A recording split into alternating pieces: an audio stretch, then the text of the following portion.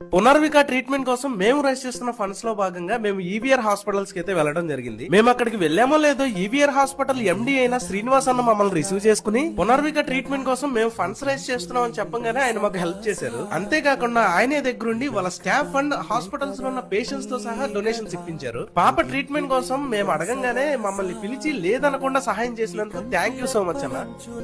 పాపకి మనం ఇచ్చే ప్రతి రూపాయి ఇవాళ ఉపయోగపడుతుంది. ఎందుకంటే మనం ఇచ్చేది రూపాయి మనం తక్కువ అవ్వచ్చు, కానీ చిన్నపిల్లకి తన ప్రాణం భవిష్యత్తు. ఆ చిన్నపిల్లల కోసం మనం ఏదైనా చేయొచ్చు అనిపిస్తుంది.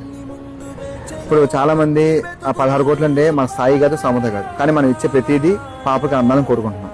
పాపకు ఉపయోగపడుద్ది, పాప భవిష్యత్తు కోసం. మన ఇంట్లో చిన్నపిల్లగా అనుకోండి, ప్రతి ఒక్కరు ముందు రండి. మన ఇంట్లో చిన్నపిల్లకైతే ఎలాంటి ఆపద వస్తే అందరం చేసి ఎలా నిలబడతామో కుటుంబంగా, ఈ పాపకు ఒక కుటుంబంగా అందరూ నిలబడి అందరూ సాయం చేసి పాపని కాపాడుకున్నాం. నా వంతు ప్రయత్నంగా నేను ఇవాళ ఇచ్చాను. ఎలాంటి అవసరం ఉన్నా సరే, ఎలాంటి అవసరమైనా సరే చేద్దామని ఉద్దేశంలో ఉన్నాం. అందరూ సహకరించింది. Thank you.